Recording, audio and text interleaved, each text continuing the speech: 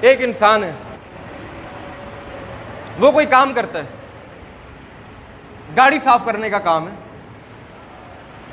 وہ حسب معمول صبح آتا ہے اور اپنی گاڑی کو صاف کر رہا ہے اس انداز میں کہ اس کا مالک، اس کا باس اس کو نہیں دیکھ رہا.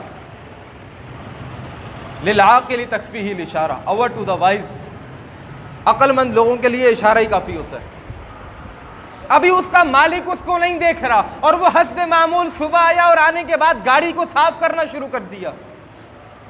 2 دن گزرے، 3 دن گزرے، اگلے دن صبح آتا ہے، کیا دیکھتا ہے کہ مالک برابر میں بیٹھا ہوا ہے، اخبار پڑھ رہا ہے.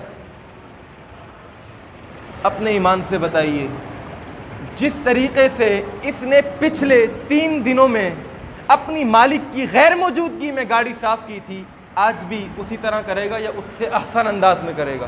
ہاں جی، احسن انداز میں کرے گا. کیوں؟